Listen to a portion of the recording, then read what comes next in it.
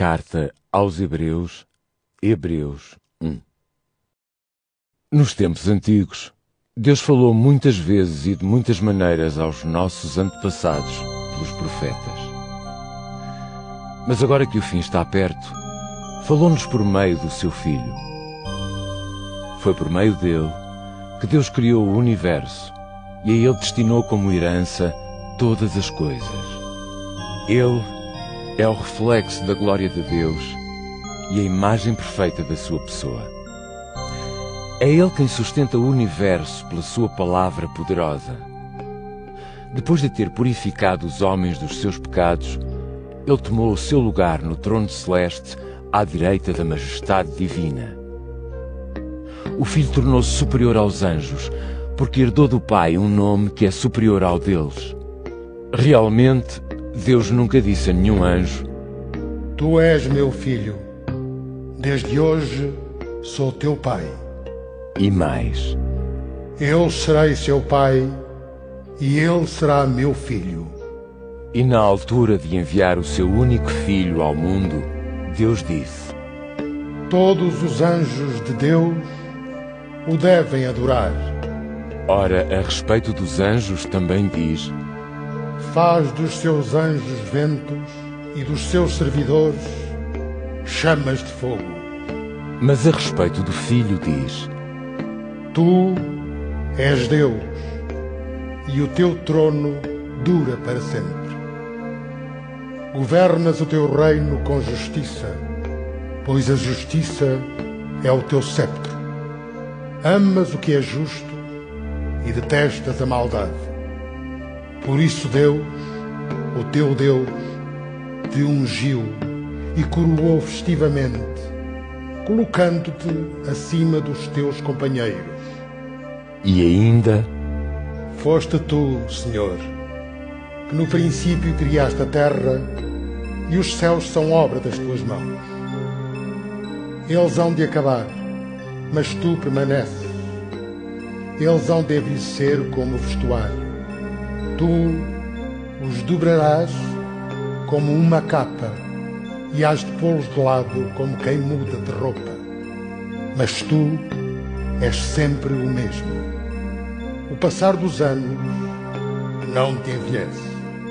Deus nunca disse a nenhum anjo: Senta-te à minha direita até que eu faça dos teus inimigos um estrado para os teus pés. Quem são, pois, os anjos? Não são todos eles espíritos ao serviço de Deus, enviados em auxílio daqueles que hão de receber a salvação como herança?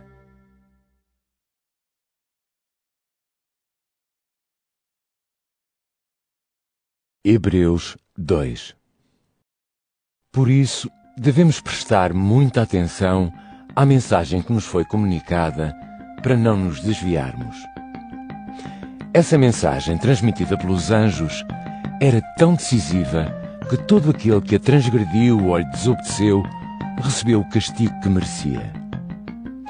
Como podemos nós escapar se ficarmos indiferentes a uma oportunidade tão grande de salvação? Foi o próprio Senhor que primeiro anunciou esta salvação.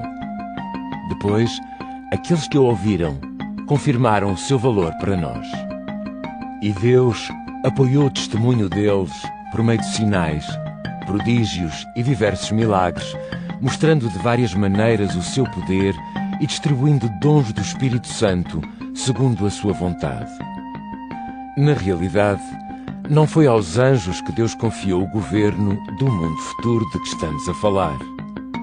Mas há uma passagem da Sagrada Escritura que diz: Ó Deus, que é o homem para que te lembres dele, que é o ser humano para que te preocupes com ele.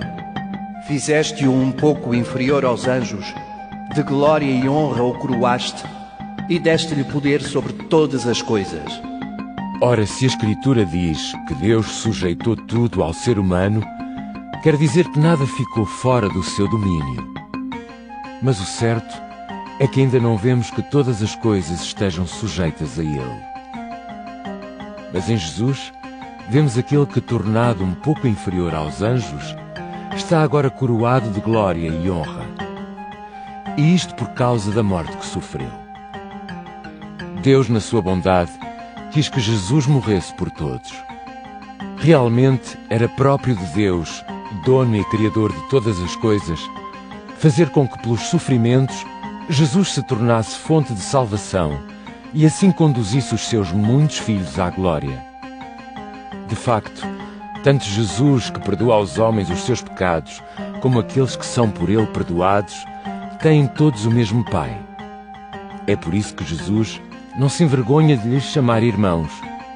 Diz ele: Ó Deus, falarei de ti aos meus irmãos.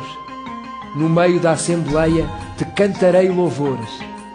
Diz também: Hei de pôr em Deus a minha confiança.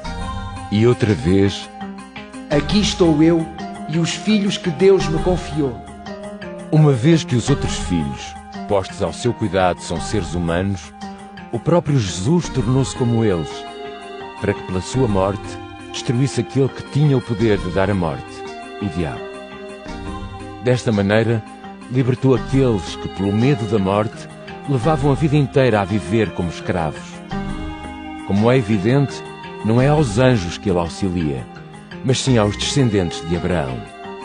Por isso é que era preciso que ele se tornasse semelhante em tudo aos seus irmãos, a fim de ser para eles um sumo sacerdote, misericordioso e fiel no seu serviço para com Deus, alcançando com o seu sacrifício o perdão dos pecados para o povo. Uma vez que ele próprio sofreu a tentação, pode socorrer todos os que são tentados. Hebreus 3.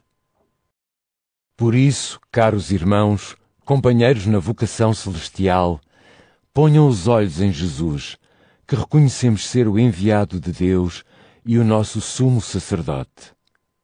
Ele foi fiel a Deus, que lhe deu esta autoridade, tal como foi Moisés, servo fiel em tudo na casa de Deus. Ora, assim como o homem que constrói uma casa é mais importante do que a casa por ele construída, assim também Jesus tem mais importância do que Moisés. Uma casa tem de ser construída por alguém, mas Deus é o construtor de tudo quanto existe. Moisés foi um servo inteiramente fiel em tudo na casa de Deus, dando testemunho das coisas que a seu tempo Deus havia de dizer. Cristo, porém, é como um filho com responsabilidade na casa de Deus. E nós somos a sua casa, se mantivermos firmes a nossa coragem e confiança no que esperamos. Por isso, como diz o Espírito Santo na Sagrada Escritura: Se ouvirem hoje a voz de Deus, não se mostrem duros de coração, como os vossos antepassados fizeram no tempo da revolta no deserto, quando desafiaram a Deus. Foi lá que os vossos antepassados me tentaram e me puseram à prova, embora tivessem visto o que eu fiz durante 40 anos.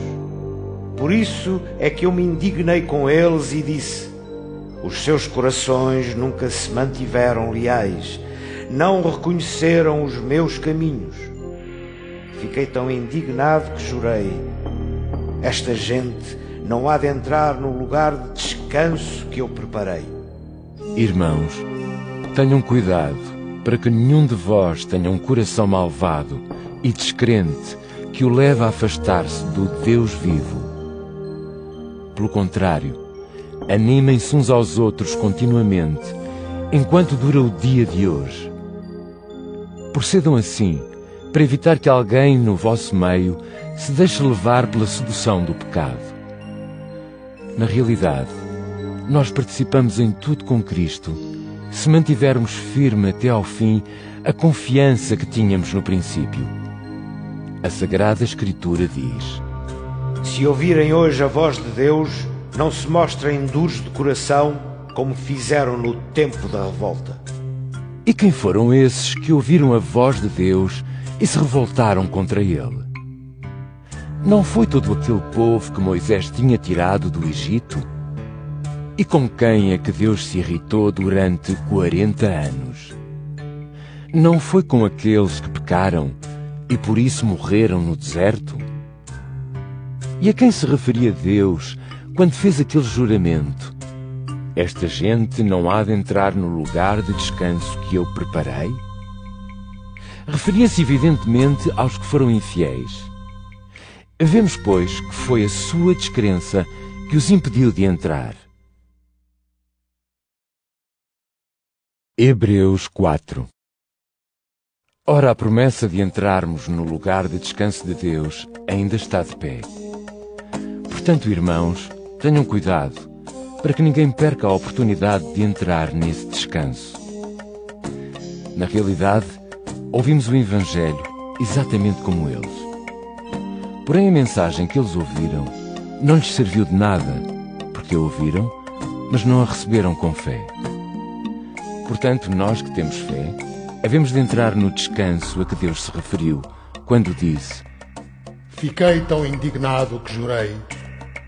Esta gente não há de entrar no lugar de descanso que eu preparei. No entanto, as obras dele estavam completas desde a criação do mundo. Pois numa passagem da Sagrada Escritura, lê-se a respeito do sétimo dia. Deus descansou no sétimo dia, depois de ter feito toda a sua obra. E noutro lugar, vem a passagem já citada. Esta gente não há de entrar no lugar de descanso que eu preparei. Ora, visto que aqueles que primeiramente ouviram o Evangelho não entraram no descanso de Deus por causa da sua desobediência, é evidente que outros devem entrar nele. É por isso que Deus marca outro dia, o dia de hoje, de que fala a Sagrada Escritura. Muitos anos mais tarde, falando por meio de David, Deus disse, como já foi citado: Se ouvirem hoje a voz de Deus, não se mostrem duros de coração. Se Josué tivesse levado realmente o povo para esse lugar de descanso, Deus não teria falado mais tarde de um outro dia. Portanto, o povo de Deus ainda há de entrar num descanso semelhante ao que Deus teve no sétimo dia. Porque aquele que entrar no descanso de Deus descansará das suas obras exatamente como Deus descansou das dele. Esforcemo-nos, pois, por entrar nesse lugar de descanso de Deus. Que ninguém siga o mau exemplo daqueles que desobedeceram.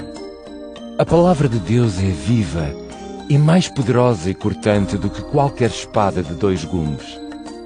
Penetra até ao íntimo da pessoa, até à união da alma e do espírito, e até onde os ossos e a medula se juntam.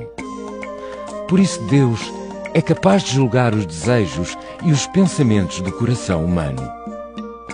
Não há absolutamente nada que se possa esconder de Deus. Tudo no mundo está nu e é descoberto aos olhos daquele a quem temos de prestar contas. Uma vez que temos um sumo sacerdote tão importante, Jesus, o Filho de Deus, que chegou até à presença do próprio Deus, estejamos firmes na confissão da nossa fé. Sabemos que o nosso sumo sacerdote se compadece das nossas fraquezas, pois foi tentado em tudo como nós, sem cair no pecado. Aproximemo-nos, pois, com toda a confiança, do trono da graça, e assim conseguiremos alcançar misericórdia e graça e encontrar ajuda no momento próprio. Hebreus 5. Todo sumo sacerdote é escolhido de entre os homens e nomeado para servir a Deus em favor deles. A sua missão é apresentar-lhe ofertas e sacrifícios pelos pecados. Como ele próprio tem muitas fraquezas, está em condições de ter paciência com os ignorantes e os transviados. Por isso, ele deve oferecer sacrifícios, não só pelos pecados do povo, mas também pelos seus próprios. Ninguém toma por si mesmo este honroso cargo de sumo sacerdote. O chamamento para isso tem de vir de Deus, precisamente como aconteceu com Arão. Também não foi Cristo que tomou por si mesmo a honra de ser sumo sacerdote. Foi Deus que o chamou para isso, ao dizer-lhe: Tu és meu filho. Desde hoje sou teu pai. E noutro lugar diz também: Serás sacerdote para sempre, à maneira de Melquisedeque. Durante a sua vida na terra, Jesus dirigiu a Deus, que o podia livrar da morte, pedidos e súplicas com voz forte e lágrimas. E Deus ouviu o seu pedido por causa da sua submissão. Todavia, apesar de ser filho de Deus, aprendeu a ser obediente por tudo o que sofreu. Foi assim que ele realmente se tornou fonte de salvação eterna para todos os que lhe obedecem. E Deus nomeou o sumo sacerdote à maneira de Melquisedeque. A este respeito temos muito que vos dizer, mas é difícil explicar-vos, porque não o querem compreender. Já era tempo de serem mestres. Mas a verdade é que ainda precisam que alguém vos ensine outra vez as coisas fundamentais da palavra de Deus. Ainda precisam de se alimentar de leite, quando já deviam estar a comer alimentos mais fortes. E quem se alimenta de leite não passa de uma criancinha, sem saber distinguir o que está certo do que está errado. Os adultos, pelo contrário, alimentam-se de comidas fortes, visto que, por experiência, já chegaram ao ponto de saber distinguir o bem do mal. Hebreus 6. Portanto, procuremos ser adultos e deixemos esses ensinamentos mais simples. Não vamos agora começar outra vez com os primeiros fundamentos da doutrina, tais como necessidade de arrependimento, abandono das obras inúteis, fé em Deus, doutrinas acerca do batismo, imposição das mãos, fé na ressurreição dos mortos e julgamento eterno. E é isso que havemos de fazer, se Deus assim o permitir. Ora, é impossível que aqueles que uma vez receberam a luz de Deus, participaram do Espírito Santo, experimentaram o gosto da palavra de Deus e sentiram as maravilhas do mundo do futuro? Sim, é impossível que esses que abandonaram a fé sejam novamente trazidos ao arrependimento. É que eles crucificam de novo o Filho de Deus com as suas próprias mãos e expõem-no publicamente à injúria. São como a terra que absorve a chuva sempre que chove. Se essa terra produz plantas úteis aos que a trabalham, é abençoada por Deus. Mas se a terra apenas produz espinhos e cardos, então não presta para nada. Será amaldiçoada por Deus e por fim será queimada. Mas, embora falemos assim, queridos amigos, estamos certos de que as melhores coisas vos esperam, que têm a ver com a salvação. Ora, Deus não é injusto. Não se esquece do vosso trabalho, nem do amor que mostraram por Ele, ao atenderem, como ainda atendem, às necessidades dos outros irmãos na fé. Fazemos ardentes votos para que cada um de vós mantenha a sua dedicação até ao fim, de modo que todos possam alcançar tudo aquilo que esperam. Não queremos que se tornem preguiçosos, mas antes que sigam o exemplo daqueles que, pela sua fé e perseverança, alcançam a herança que Deus prometeu. Quando Deus fez a sua promessa a Abraão, como não havia ninguém mais importante do que ele por quem jurar, jurou por si mesmo e disse: Prometo que te hei de abençoar muito e te hei de dar uma descendência numerosa. Ora, Abraão esperou com paciência e deste modo alcançou o que Deus lhe tinha prometido. Quando uma pessoa faz um juramento, jura por alguém que é mais importante. É assim que resolvem de vez todas as questões. Ora, Deus quis demonstrar com absoluta certeza àqueles que haviam de receber a herança prometida que a sua decisão nunca mudaria. Foi por isso que garantiu a promessa com um juramento. Estas são, portanto, duas coisas que não podem ser modificadas. E a respeito destas coisas, é impossível que Deus nos engane. Deste modo, nós que encontramos segurança nele, devemos agarrar-nos com firmeza à esperança colocada diante de nós. Essa esperança está dentro de nós como uma âncora da vida, uma âncora segura e firme que, através do véu do templo, penetra no santuário de Deus.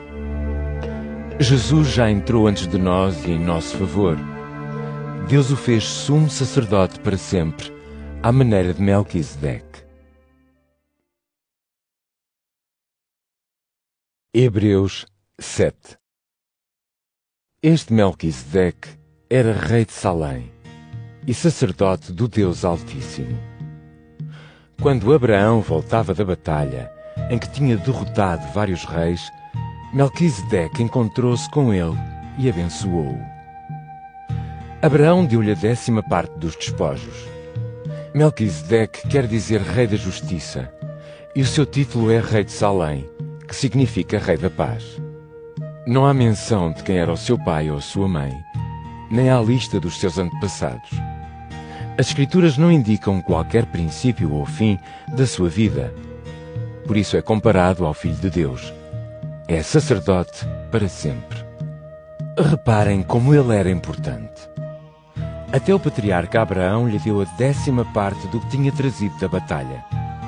Também os descendentes de Levi, quando recebem o cargo de sacerdotes, têm ordens para, segundo a lei, cobrarem do povo, isto é, dos seus próprios irmãos israelitas, a 10ª de tudo, embora eles também sejam descendentes de Abraão. Mas Melquisedeque, que não era descendente de Levi, cobrou uma 10ª do que Abraão tinha e abençoou aquele que havia recebido as promessas de Deus. E não há qualquer dúvida de que aquele que abençoa é maior do que aquele que é abençoado. No caso dos sacerdotes, a 10ª é cobrada por homens mortais. Mas no que se refere a Melquisedeque, foi cobrada por alguém que, segundo o testemunho da Sagrada Escritura, não morreu.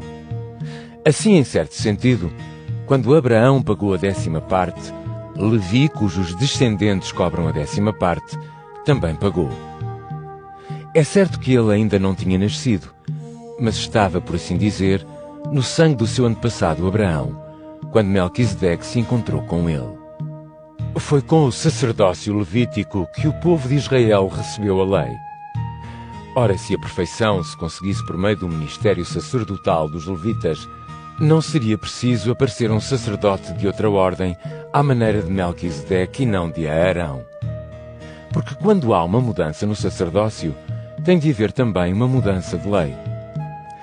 Jesus e Nosso Senhor, a respeito do qual se diz isto, pertence a uma tribo diferente. Ninguém dessa tribo serviu alguma vez ao altar como sacerdote. Como é bem sabido, Jesus pertence à tribo de Judá, e Moisés nunca disse nada sobre esta tribo ao falar dos sacerdotes. O facto de que houve uma mudança de lei fica muito mais claro, uma vez que apareceu um sacerdote semelhante a Melquisedeque. Este não foi feito sacerdote em conformidade com a lei sobre a linhagem física dos sacerdotes à maneira de Levi, mas pelo poder da sua vida imortal. É a respeito dele que a Sagrada Escritura afirma: Serás sacerdote para sempre, à maneira de Melquisedeque. Portanto, a regra antiga fica sem efeito por se ter mostrado incapaz e inútil. De facto, a lei de Moisés não podia tornar nada perfeito. Vem-nos, porém, uma esperança melhor, que nos dá acesso à presença de Deus.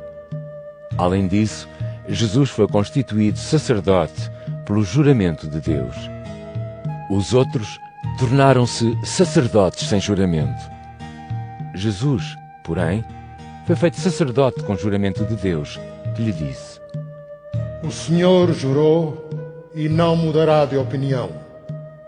Serás sacerdote para sempre. Em consequência disso, Jesus tornou-se o garante de uma aliança melhor. Ainda há outra diferença. Os outros sacerdotes eram muitos, porque quando um morria, outro tinha que o substituir. Mas Jesus permanece para sempre e por isso não precisa de transmitir a outros a sua função sacerdotal. É por isso que ele pode salvar definitivamente todos quantos se aproximam de Deus por meio dele. É que ele está sempre vivo para interceder a favor deles. Ora, de um sacerdote assim é que nós precisávamos. É santo, não há nele qualquer pecado ou imperfeição. Deus separou-o dos pecadores e elevou-o ao mais alto dos céus. Não é como os outros sacerdotes. Não tem necessidade de oferecer sacrifícios todos os dias, primeiramente pelos seus próprios pecados, depois pelos do povo. Ele ofereceu sacrifício pelos pecados do povo de uma vez para sempre, quando se ofereceu a si mesmo em sacrifício. Os homens a quem a lei de Moisés confere o sumo sacerdócio são imperfeitos, mas o juramento de Deus, pronunciado depois do tempo da lei, eleva o Filho ao sumo sacerdócio, e este é perfeito para sempre. Hebreus 8. Ora, o ponto principal do que estamos a dizer consiste nisto. Temos um sumo sacerdote sentado ao lado de Deus que reina no céu. É assim que ele exerce a função de sacerdote, no santuário verdadeiro, que foi feito pelo Senhor e não pelos homens.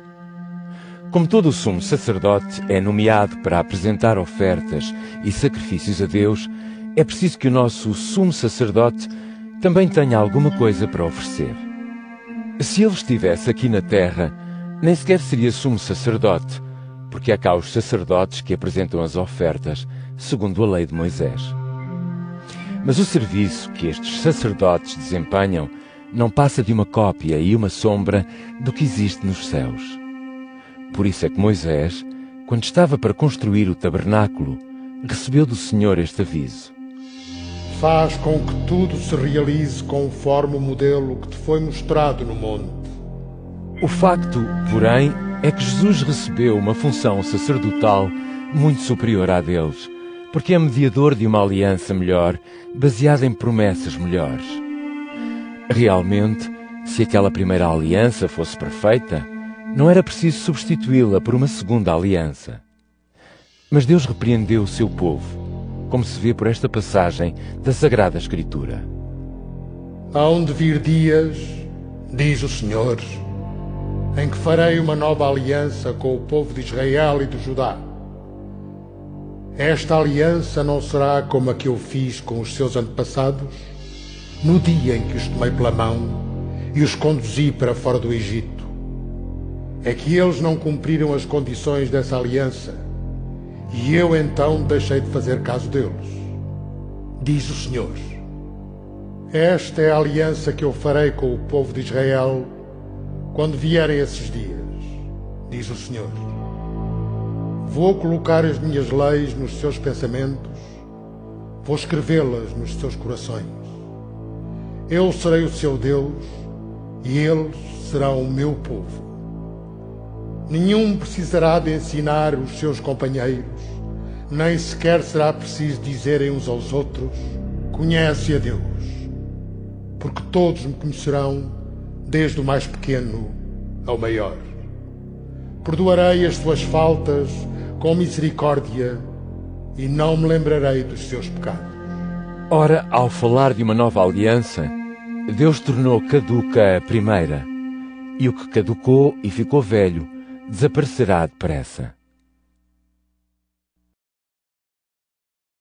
Hebreus 9.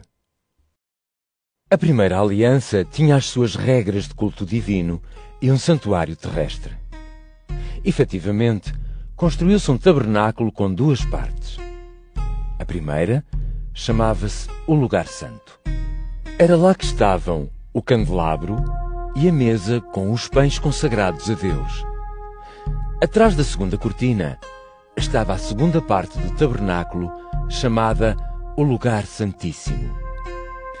Era ali que se encontravam o altar de ouro para queimar o incenso e uma arca de madeira toda coberta de ouro, chamada Arca da Aliança.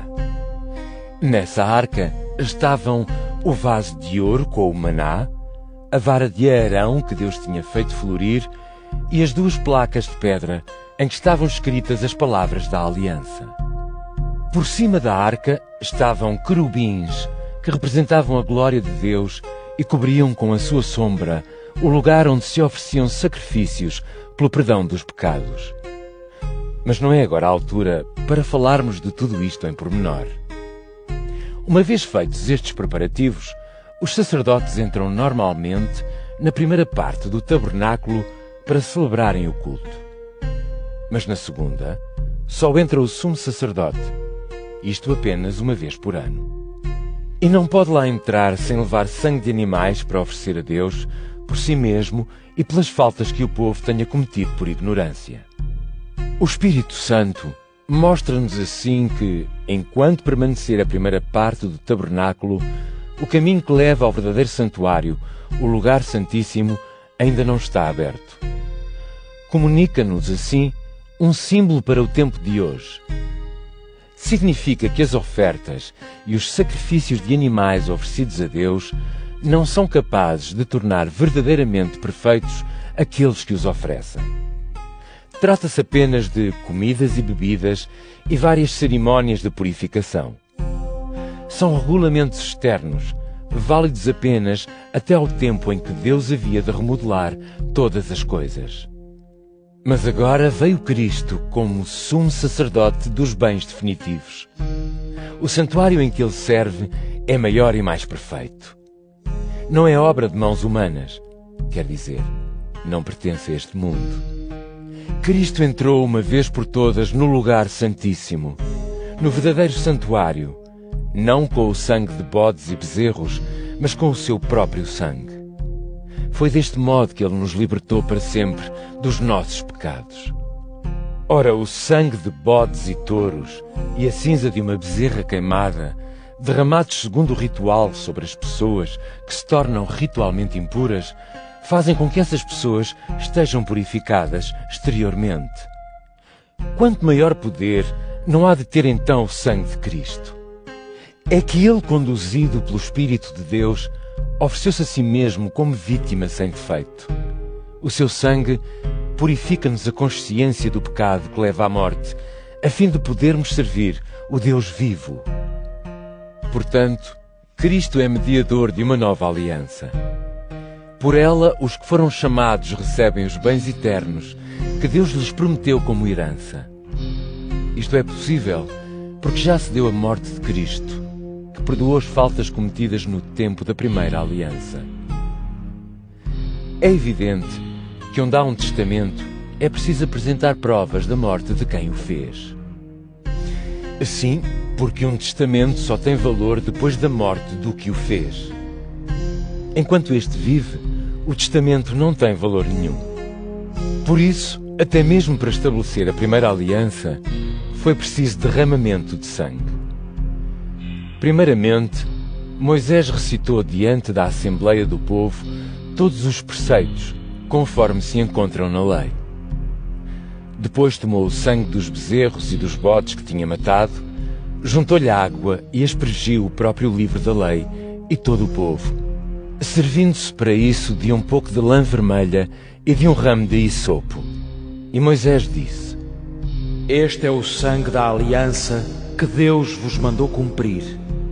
De igual modo, Moisés aspergiu com sangue o santuário e todos os utensílios do culto. Na realidade, segundo a lei, quase tudo tem de ser purificado com sangue, e sem derramamento de sangue não há perdão dos pecados. Era, pois, necessário que as cópias das realidades do céu fossem purificadas desta maneira. Mas as próprias realidades do céu exigem sacrifícios de maior valor. Cristo não entrou no santuário feito por mãos humanas, que não passava de uma cópia do verdadeiro. Entrou no próprio céu, onde agora se apresenta diante de Deus como o nosso advogado. O sumo sacerdote entra todos os anos no santuário com uma oferta de sangue que não é dele. Cristo, porém, não entrou para se oferecer a si mesmo várias vezes. Nesse caso, tinha de morrer muitas vezes desde a criação do mundo. Mas agora, ao chegar o fim dos tempos, ele manifestou-se uma vez por todas para perdoar os pecados pelo sacrifício de si mesmo. Está determinado que os homens morram uma só vez e que depois sejam julgados por Deus. Assim também Cristo foi uma só vez oferecido em sacrifício para tirar os pecados da humanidade. Depois há de aparecer outra vez, não já para tirar o pecado, mas para salvar aqueles que esperam por ele. Hebreus 10. A lei de Moisés é apenas uma sombra dos bens futuros e não a imagem exata dessas realidades. nunca será capaz de tornar perfeitos aqueles que se aproximam de Deus por meio dos mesmos sacrifícios que se fazem continuamente, ano após ano. Se a lei o conseguisse, os que oferecem esses sacrifícios ficariam purificados de uma vez para sempre e já não se sentiam culpados de nenhum pecado. Nesse caso, os sacrifícios já não seriam oferecidos. Quem sentiria necessidade deles? Mas a verdade é que esses sacrifícios, ao serem feitos ano após ano, levam as pessoas a lembrar-se sempre dos pecados. Sim, porque o sangue de touros e de bodes nunca poderá perdoar os pecados. Por isso é que, ao vir a este mundo, Cristo disse a Deus: Não quiseste sacrifícios, nem ofertas, mas formaste-me um corpo. Não gostaste dos animais queimados sobre o altar, nem dos sacrifícios oferecidos para alcançar o perdão dos pecados. Eu então disse: Aqui estou, ó Deus. Vim para fazer a tua vontade, conforme está escrito a meu respeito na Sagrada Escritura. Quando Cristo disse: Não quiseste sacrifícios nem ofertas. Não te agradam as ofertas de animais queimados sobre o altar, nem sacrifícios para perdoar pecados. Ele referia-se a ofertas exigidas pela lei. Depois acrescentou: Aqui estou, para fazer a tua vontade. Ele anula a primeira aliança para estabelecer a segunda. Jesus Cristo fez a vontade de Deus quando nos purificou do pecado por meio da oferta que Ele fez de si próprio uma vez por todas. Os sacerdotes judeus vão todos os dias ao templo para prestar culto e oferecer muitas vezes os mesmos sacrifícios que nunca poderão tirar os pecados. Mas o nosso sumo sacerdote, Cristo, sentou-se ao lado de Deus somente depois de ter oferecido um único sacrifício que tira os pecados uma vez para sempre. A partir daí, ele espera até que Deus ponha os seus inimigos debaixo dos seus pés. É que, com uma só oferta, ele tornou perfeitos para sempre aqueles que purifica do pecado. E o Espírito Santo também nos confirma isto com o seu testemunho ao dizer: Esta é a aliança que eu hei de fazer com eles naquele tempo. Diz o Senhor: Hei de colocar as minhas leis nos seus corações, hei de escrevê-las no seu pensamento. E disse ainda: Nunca mais me lembrarei dos seus pecados e maldades. Ora, quando os pecados já estão perdoados, não se oferecem sacrifícios para os tirar. Portanto, irmãos, agora podemos entrar com toda a confiança no santuário, porque Jesus morreu como sacrifício por nós. Ele abriu-nos um novo caminho para o santuário, um caminho que nos dá vida ao entrarmos pela cortina, ao entrarmos pelo sacrifício do seu corpo. Agora temos o autêntico sumo sacerdote, responsável pela casa de Deus. Aproximemo-nos, pois, de Deus com coração sincero e cheios de fé, purificados de toda a consciência de pecado e o corpo lavado com água pura. Sejamos firmes em proclamar a nossa esperança, certos de que Deus não deixará de cumprir as suas promessas. Façamos também por nos animarmos uns aos outros no amor e na prática das boas obras. E não faltemos às nossas reuniões. Alguns têm por hábito faltar. Pelo contrário, animem-se uns aos outros cada vez mais, pois sabem que se vai aproximando o dia da vinda do Senhor. Se continuarmos deliberadamente a pecar, depois de termos recebido o conhecimento da verdade, então já não há sacrifícios que possam perdoar os pecados. Só nos resta esperar o terrível julgamento de Deus e um fogo violento que há de destruir os seus inimigos. Quem transgride a lei de Moisés é condenado à morte sem piedade, desde que a sua culpa seja provada por 2 ou 3 testemunhas. Pensem bem, quanto maior não deve ser o castigo que merecem aqueles que desprezam o Filho de Deus. E que será daqueles que desprezam o sangue da aliança que os purificou e que insultam o Espírito de Deus que lhes comunicou a sua misericórdia? Nós sabemos quem é aquele que disse na Sagrada Escritura: A vingança pertence-me. Sou eu quem dá o castigo. O Senhor é quem julga o seu povo. E é terrível cair nas mãos do Deus vivo. Lembrem-se dos dias passados, quando acabaram de receber a luz de Deus e como se mantiveram firmes na luta, apesar dos grandes sofrimentos que tiveram de enfrentar. Umas vezes foram publicamente insultados e atormentados. Outras vezes sofreram com os que assim eram maltratados.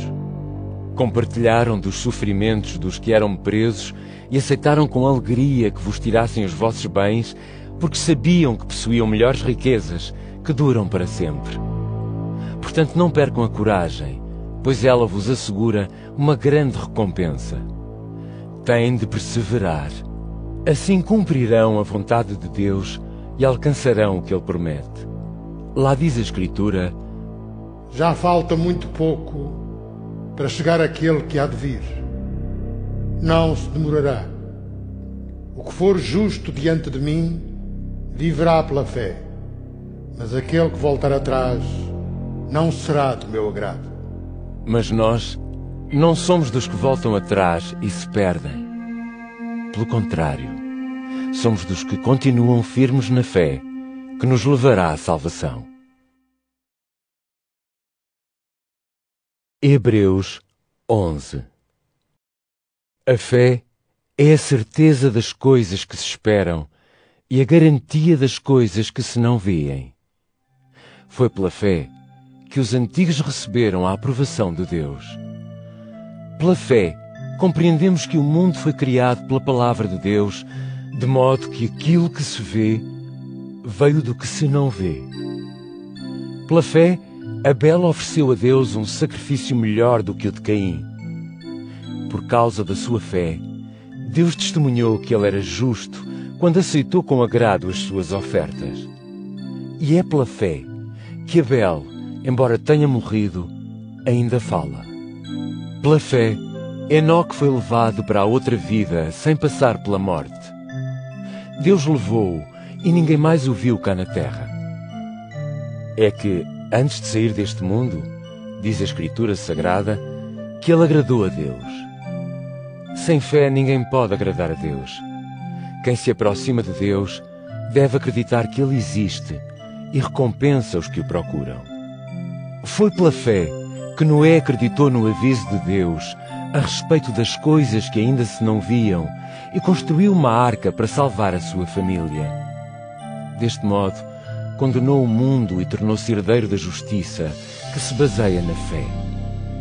Pela fé, Abraão obedeceu ao chamamento de Deus e partiu para a terra que Deus lhe havia de dar como herança. Deixou a sua terra, sem saber para onde ia. Pela fé, foi viver como um estrangeiro na terra que Deus lhe tinha prometido. Habitava em tendas, tal como Isaque e Jacó, herdeiros como ele, que tinham recebido de Deus a mesma promessa. Abraão estava à espera da cidade com bons alicerces, planeada e construída pelo próprio Deus. Pela fé, o mesmo Abraão teve a possibilidade de se tornar pai, embora já fosse velho demais e a sua mulher Sara já não pudesse ter filhos. É que ele sentiu que a promessa de Deus era digna de fé. E foi assim que de um só homem, que até já tinha perdido as forças, nasceram descendentes tão numerosos como as estrelas do céu e tão inumeráveis como os grãos de areia da praia. Todas estas pessoas morreram na fé sem terem recebido as promessas que Deus lhes tinha feito em vida. Viram-nas de longe e alegraram-se com elas, pois afirmavam que eram estrangeiros e que estavam só de passagem aqui na terra. Quem assim fala mostra claramente que anda à procura de uma pátria. Se estivessem com saudades da terra de onde tinham saído, voltavam para lá. Mas eles aspiravam por uma pátria melhor, isto é, a pátria celestial. Por isso Deus lhes preparou uma cidade, mostrando assim que não se envergonha de ser chamado seu Deus. Pela fé, Abraão, ao ser provado por Deus, ofereceu Isaque em sacrifício. Aquele a quem Deus tinha feito as promessas ofereceu o seu único filho em sacrifício. E foi precisamente a respeito desse filho único que Deus lhe tinha dito: é por meio de Isaque que há de vir a tua descendência. Abraão sabia que Deus tinha poder para dar vida ao seu filho, mesmo depois de morto. E, em certo sentido, Abraão recuperou o seu filho arrancado à morte. Pela fé, Isaque deu aos seus filhos Jacó e Esaú uma bênção que se referia a acontecimentos futuros. Pela fé, Jacó, pouco antes de morrer, abençoou cada um dos filhos de José e, apoiado à ponta do seu cajado, adorou a Deus. Pela fé, José falou no fim da sua vida a respeito da saída dos israelitas do Egito e deu-lhes instruções sobre o que deviam fazer com o seu corpo. Pela fé, os pais de Moisés tiveram-no escondido por 3 meses após o seu nascimento. Viram que o menino era especial e não tiveram medo de desobedecer à ordem do rei. Pela fé, Moisés, quando se fez homem, recusou o título de filho da princesa do Egito, filha do faraó. Antes quis sofrer maus tratos com o povo de Deus do que gozar por algum tempo o prazer do pecado. Achava que ser desprezado, como o Messias havia de ser, tinha muito mais valor do que todos os tesouros do Egito. É que ele tinha os olhos postos na recompensa futura. Pela fé, Moisés abandonou o Egito, sem ter medo da vingança do rei. Manteve-se firme, como quem vê aquele que é invisível. Pela fé, celebrou a festa da Páscoa e mandou aspergir as portas com o sangue dos cordeiros, para que o anjo destruidor não levasse os filhos mais velhos dos israelitas. Pela fé, os israelitas atravessaram o Mar Vermelho como se fosse terra seca. Quando os egípcios tentaram fazer o mesmo, morreram afogados. Pela fé, caíram as muralhas de Jericó, depois de os israelitas terem marchado em volta delas durante 7 dias. Pela fé, a prostituta Raabe não morreu com os que foram desobedientes a Deus, visto ter sido hospitaleira para com os espiões hebreus. E que mais direi eu? Não me chegaria o tempo para vos falar de homens como Gedeão, Baraque, Sansão, Jefté, David, Samuel e os profetas. Esses homens, por meio da fé, conquistaram reinos, estabeleceram a justiça e alcançaram as promessas de Deus. Fecharam a boca de leões, apagaram grandes incêndios e escaparam de ser mortos à espada. Tiraram forças da fraqueza, mostraram-se fortes na luta e destruíram exércitos estrangeiros. Mulheres houve também que, pela fé, conseguiram que os seus mortos voltassem a viver. Outros foram torturados até à morte e recusaram-se a aceitar a libertação. Queriam ressuscitar para uma vida melhor. Outros ainda sofreram escárnios, foram vergastados, atados e postos na cadeia. Foram apedrejados, cerrados ao meio e mortos à espada. Andavam de terra em terra, vestidos de peles de ovelha e de cabra, sofriam necessidades, aflições e maus tratos. O mundo não era digno deles. Andavam fugidos pelos montes e desertos e viviam em cavernas e em buracos escavados na terra. Todos estes, embora louvados por causa da sua fé, não chegaram a receber as promessas de Deus. É que Deus tinha previsto para nós um plano melhor e, por isso, não quis que eles, sem nós, atingissem a perfeição. Hebreus 12. Estamos, pois, rodeados por esta enorme multidão de testemunhos de fé. Portanto, afastemos de nós o peso que nos impede de andar e o pecado que tão fortemente nos prende e perseveremos na corrida que Deus nos propõe. Tenhamos os olhos postos em Jesus, de quem a nossa fé depende inteiramente. Ele suportou a morte na cruz, sem se importar com a vergonha que nisso havia, sabendo a alegria que o esperava. Agora está à direita do trono de Deus. Pensem nele. que tanta oposição sofreu da parte dos pecadores. Assim não hão de perder a coragem nem desfalecer, pois ainda não chegaram ao ponto de dar a vida na luta contra o pecado. Será que já se esqueceram das palavras de ânimo que Deus vos dirige como seus filhos? Meu filho, considera seriamente a correção do Senhor. Não desanimes quando Ele te repreender. É que o Senhor corrige aqueles que ama e castiga aqueles a quem tem por filhos. Sujeitem-se, pois, à correção que Deus vos impõe. Deus trata-vos como filhos. Sim, qual é o filho a quem seu pai não corrige? Se Deus não vos corrige como faz com todos os seus filhos, então não são filhos legítimos, mas ilegítimos. Mais ainda, os nossos pais corrigiam-nos e nós continuávamos a respeitá-los. Com muito mais razão, devemos então aceitar as correções do nosso Pai Celestial para obtermos a vida eterna. Os nossos pais terrestres corrigiam-nos conforme achavam justo nesta curta vida. Mas o Pai Celestial corrige-nos para nosso próprio bem, com o fim de virmos a participar da sua santidade. Claro que ao recebermos uma correção, isso não nos dá alegria, mas sim tristeza. Porém, mais tarde, produz frutos de paz e de justiça naqueles que a aceitam. Por isso, levantem as vossas mãos cansadas. Fortaleçam os vossos joelhos fracos. Andem sempre pelos caminhos direitos, para que aquele que anda coxo não fique pior, mas venha a sarar. Procurem viver em paz com toda a gente e em santidade, porque sem ela ninguém poderá ver o Senhor. Que ninguém se afaste da graça de Deus e que nenhum de vós se torne como planta daninha que cresce e faz mal a muitos, contaminando-os. Que não haja no vosso meio pessoas imorais ou sem respeito pelo que é sagrado. Não façam como Esaú, que por um prato de comida vendeu o seu direito de filho mais velho. Mais tarde, como sabem, quis receber de seu pai a bênção que pertencia ao filho mais velho, mas foi-lhe negada. Não conseguiu mudar a situação, embora procurasse fazê-lo até com lágrimas. Reparem que não estão como os israelitas diante de uma montanha que se pode tocar e que arde em chamas, completamente coberta pela escuridão e batida por uma tempestade. Eles ouviam o toque de uma trombeta e o som de uma voz a falar.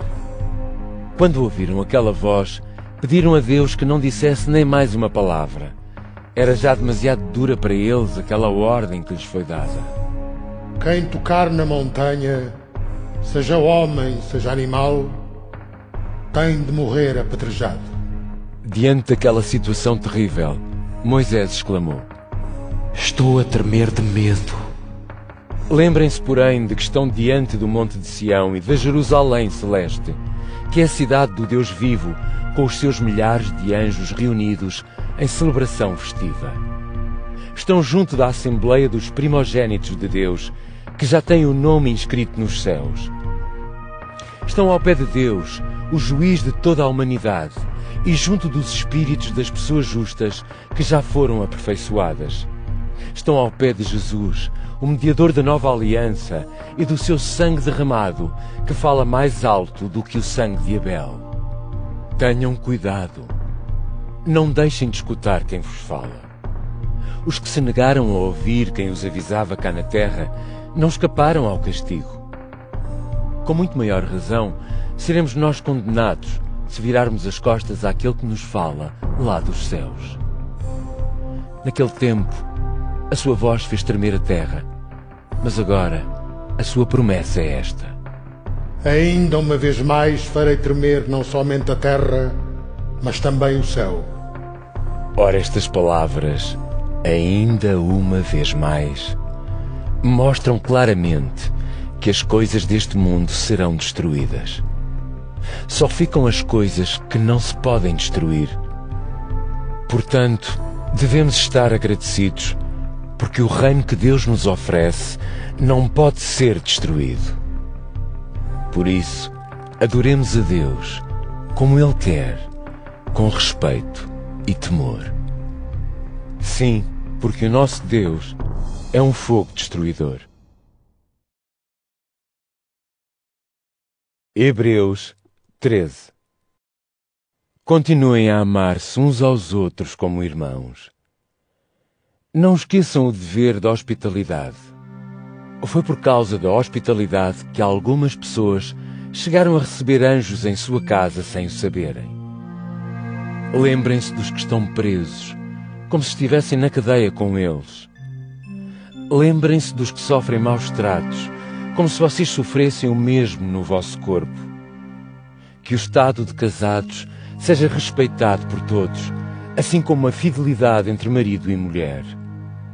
Quanto aos que praticam a imoralidade e o adultério, Deus os julgará. Não permitam que a paixão do dinheiro vos domine.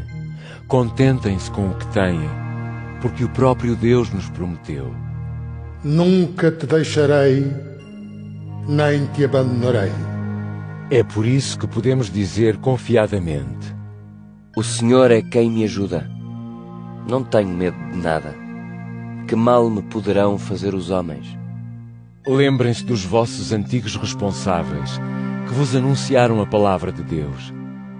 Olhem para o desfecho da sua vida e imitem a sua fé. Jesus Cristo é o mesmo ontem, hoje e para sempre. Não se deixem desorientar por doutrinas diferentes e estranhas. O importante é termos o coração bem firme, pela graça de Deus, porque as regras sobre os alimentos que se podem comer nunca trouxeram proveito a ninguém. Nós temos um altar diferente. Aqueles que servem no antigo santuário não têm o direito de comer as ofertas do nosso altar. O sumo sacerdote entra naquele santuário com o sangue dos animais sacrificados para o apresentar a Deus como sacrifício pelos pecados, mas os restos desses animais são queimados fora da cidade. Foi por isso que Jesus também morreu fora dos muros da cidade, com o fim de purificar o povo por meio do seu próprio sangue. Vamos, pois, ter com ele fora da cidade, prontos para sofrer o que ele sofreu. De facto, não temos aqui na terra uma morada permanente, mas buscamos a cidade que há de vir. Ofereçamos, portanto, continuamente o nosso louvor a Deus como sacrifício por intermédio de Jesus. Isto é, ofereçamos-lhe as nossas palavras de louvor, confessando a fé que temos nele. Não se esqueçam de praticar o bem e de repartir o que têm uns com os outros. É com estes sacrifícios que Deus fica satisfeito. Tenham confiança naqueles que vos dirigem e obedeçam-lhes, porque eles preocupam-se constantemente com o vosso bem, sabendo que terão de dar contas a Deus. Procurem ajudá-los, por isso, a fazer o seu trabalho com alegria e não com queixumes, porque isso vos não serviria de nada.